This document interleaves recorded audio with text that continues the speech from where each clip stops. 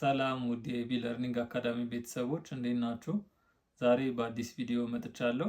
እንግዲህ በዛሬው ቪዲዮ ኤስፒኤስኤስ ላይ ዳታ እንዴት ማስገባት እንችላለን የሚለውን ይዤላችሁ መጥቻለሁ። እንደሚታወቀው ዳታ በተለያዩ መንገዶች ሊሰበሰብ ይችላል። ይህንን የተሰበሰበ ዳታ ኤስፒኤስኤስ ላይ እንዴት ማስገባት እንችላለን የሚለውን ደግሞ በዚህ ቪዲዮ በዝርዝር የምናየው ይሆናል። እስከ ቪዲዮ መጨረሻ ድረስ አብረን እንቆይ። ኦኬ፣ የኤስፒኤስኤስ አፕሊኬሽናችንን ወይም ሶፍትዌራችንን እንደከፈተን ሁለት ባሮችን እናገኛለን። የመጀመሪያው ባር ቫሪያብል ቪው እንለዋለን። ሁለተኛውን ባር ደግሞ ዳታ ቪው እንለዋለን። እንግዲህ ከስሙ ለመረዳት እንደምንችለው ቫሪያብል ቪው ማለት ቫሪያብሎቻችንን የምናስቀምጥበት ስፔስ ማለት ነው። ዳታ ቪው የምንለው ደግሞ የሰበሰብነውን ዳታ የምናስገባበት ስፔስ ማለት ነው። በመጀመሪያ ማስገባት የሚኖርብን ቫሪያብሎችን ነው። ዳታ ከማስገባታችን በፊት ወይም ደግሞ ዳታ ቪውን ከመክፈታችን በፊት መጀመሪያ ያሉንን ቫሪያብሎች መዝግበን ማስቀመጥ ይጠበቅብናል። በመጀመሪያ መግባት የሚጠበቅብን ቫሪያብል ቪው ውስጥ ይሆናል ማለት ነው። ቫሪያብል ቪውን ከከፈትን በኋላ መጀመሪያ ላይ የምናገኘው ኔም ነው። ያ ማለት የቫሪያብል ኔሞችን ወይም ደግሞ የቫሪያብል ስሞችን እዚህ ጋር ማስቀመጥ ይኖርብናል ማለት ነው። የመጀመሪያው ቫሪያብላችን ሴክስ ነው። ሴክስ ብለን እንጽፋለን። በመቀጠል ሁለተኛው ቫሪያብል ኔማችን ምንድን ነው? ኤጅ ነው። ኤጅ ብለን እንጽፋለን። ኤጅ ብለን እንጽፋለን። ሶስተኛው ቫሪያብል ኔማችን ኤዱኬሽናል ሌቭል ነው። እዚህ ጋር ኤዱኬሽን ብለን እንጽፋለን።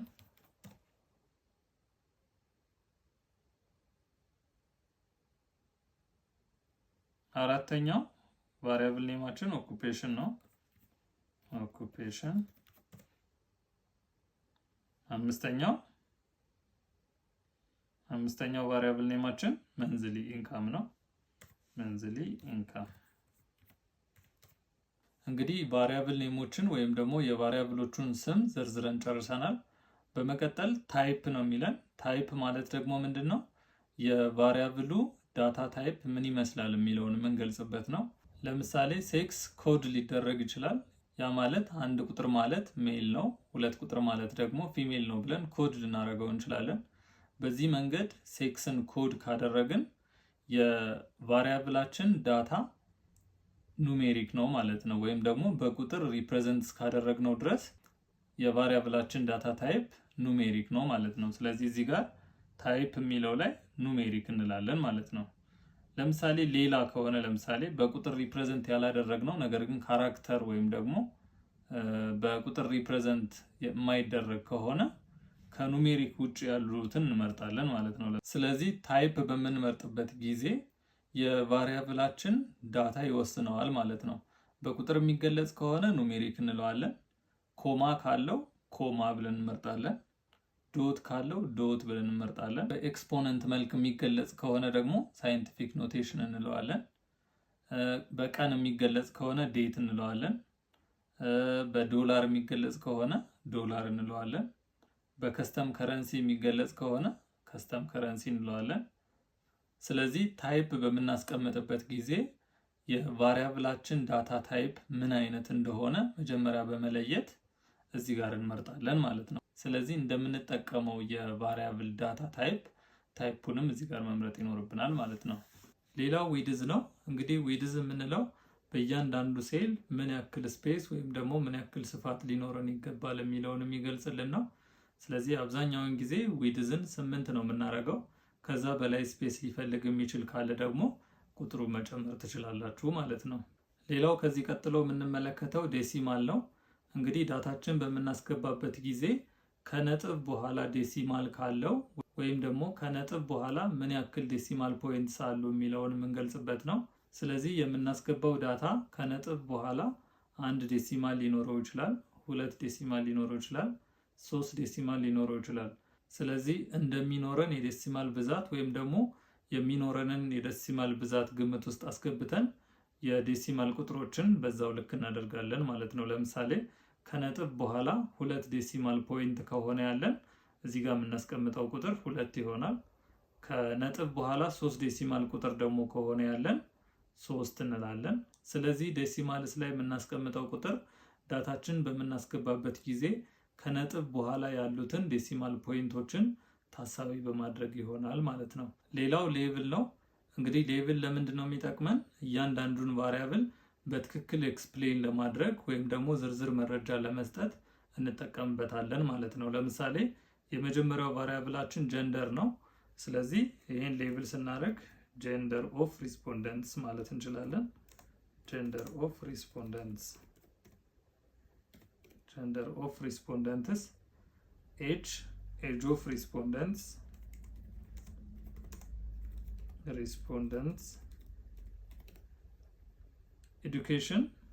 education level of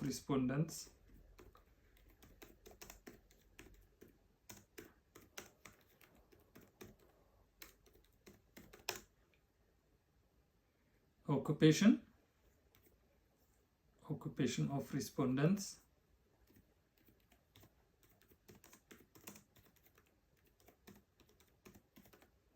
occupation of respondents, ሌላው ቫሪያብል ኔማችን ላይ ኤም ኢንካም ብለን ጽፈናል። ስለዚህ ኤም ኢንካም ማለት ምን ማለት እንደሆነ ሌብል ላይ በትክክል መግለጽ ይኖርብናል ማለት ነው። ስለዚህ ኤም ኢንካም ያልነው መንዝሊ ኢንካም ለማለት ነው ማለት ነው። መንዝሊ ኢንካም ኦፍ ሪስፖንደንትስ። ለምሳሌ ቫሪያብል ኔሙ በጣም ረዥም ከሆነ አሳጥረን ነው መጻፍ የሚጠበቅብን። ስለዚህ ለእያንዳንዱ ቫሪያብል ኔም ዲቴይል የሆነ ማብራሪያ መስጠት የምንችለው ሌብል ላይ ነው ማለት ነው። ስለዚህ ሌብል የሚያገለግለን ለነዚህ ዓላማዎች ነው ማለት ነው። ያ ማለት እያንዳንዱን ቫሪያብል ኔም በትክክል ኤክስፕሌን ለማድረግ ወይም ደግሞ ስለ እያንዳንዱ ቫሪያብል ኔም ግልጽ የሆነ ማብራሪያ ወይም ዝርዝር የሆነ ማብራሪያ ለመስጠት እንድንችል ይጠቅመናል ማለት ነው። ኦኬ፣ ሌላው ቫሊዩስ ነው። ቫሊዩስ የምንለው እያንዳንዱን ቫሪያብል እንዴት ነው ኮድ ያደረግነው ወይም ደግሞ ሪፕሬዘንት ያደረግነው የሚለውን የምንገልጽበት ነው። ለምሳሌ የመጀመሪያው ቫሪያብላችን ጀንደር ነው። ስለዚህ ጀንደርን ዳታ ታይፑ ኑሜሪክ ነው ብለናል። ያ ማለት ዳታ ታይፑ ኑሜሪክ ነው ካልን አንድ ቁጥር ማለት ሜል ነው ማለት ነው። ሁለት ቁጥር ማለት ደግሞ ፊሜል ነው ብለን ሪፕሬዘንት አድርገናል ማለት ነው። ስለዚህ ይህንን ኮድ ያደረግነውን ወይም ሪፕሬዘንት ያደረግነውን ዳታ እዚህ ቫሊዩ ላይ ማስቀመጥ ይኖርብናል ማለት ነው። ስለዚህ ቫሊዩ ብለን አንድ ቁጥር ያልነው ማንን ነው? ሜል ነው። ስለዚህ አድ እናደርገዋለን። ሁለት ቁጥር ያልነው ደግሞ ማንን ነው? ፊሜል ነው ማለት ነው። ፊሜል ነው። ስለዚህ አድ እናደርጋለን። ከዛ ኦኬ እንለዋለን ማለት ነው። ኤጅን በተመሳሳይ አንድ ቁጥር ያልናቸው ከስንት ዓመት በታች ያሉ ናቸው? ቢሎ 18 አድ እናደርጋለን። እዚህ ጋር ተመልሰን ማየት እንችላለን። ሁለት ቁጥር ያልናቸው ከ18 እስከ 28 ዓመት ያላቸውን ነው። ሁለት ቁጥር ያልናቸው ከ18 እስከ 28 ዓመት ድረስ ያሉ ሪስፖንደንቶችን ነው። አድ እናደርጋለን።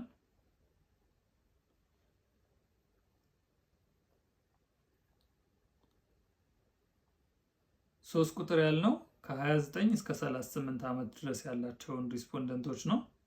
ሶስት ቁጥር ያልነው ከ29 እስከ 38 ዓመት ድረስ ያሉ ሪስፖንደንቶችን ነው።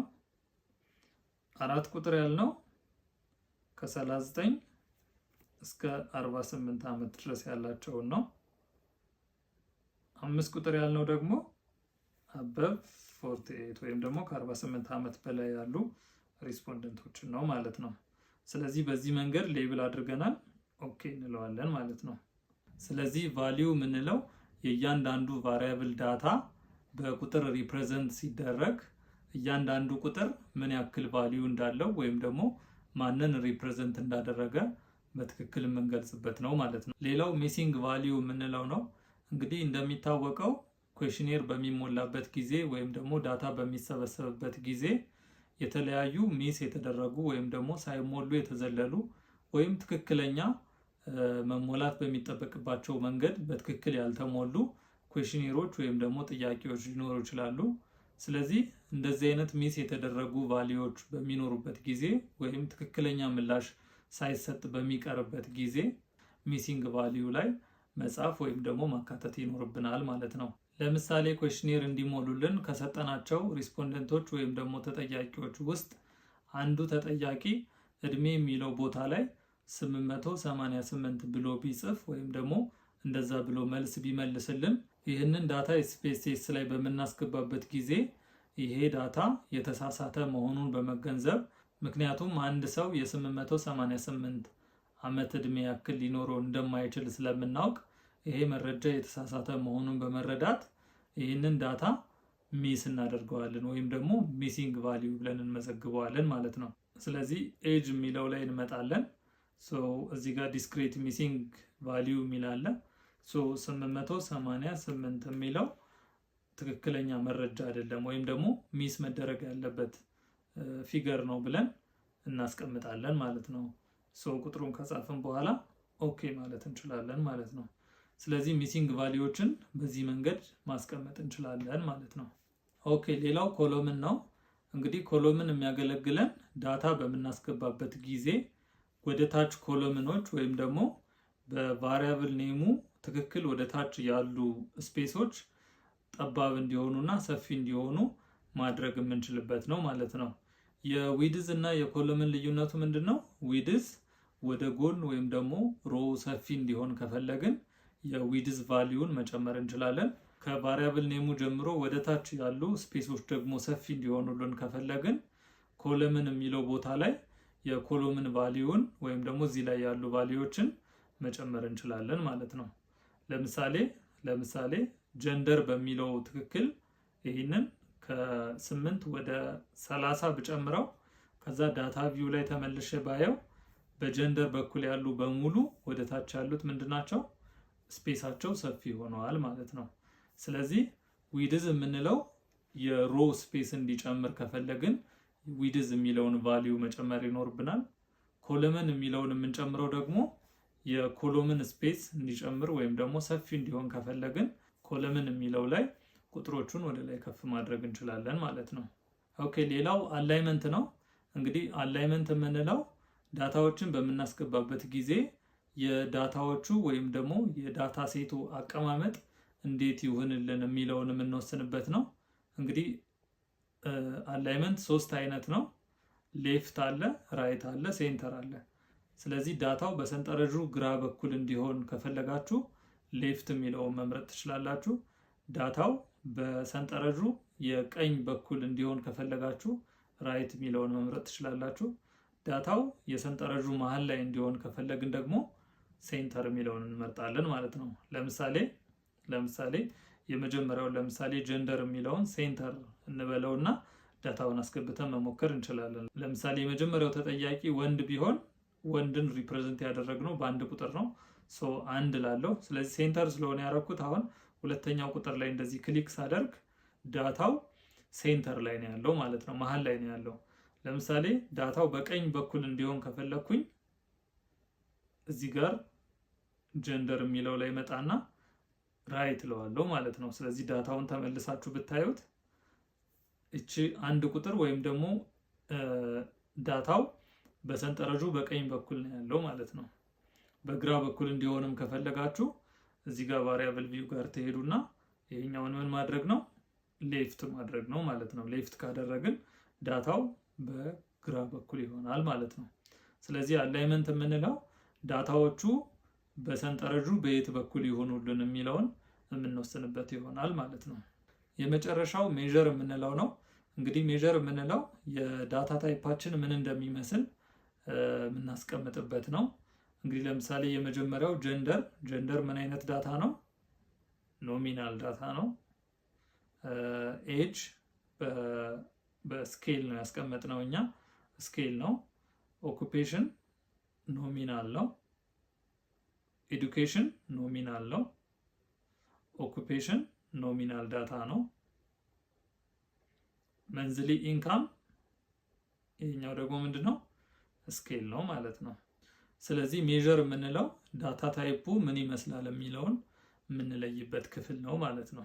ኦኬ ቫሪያብል ቪው ላይ ቫሪያብሎቻችንን በዚህ መንገድ ካስገባን በኋላ በመቀጠል ወደ ዳታ ቪው እንሄዳለን ማለት ነው።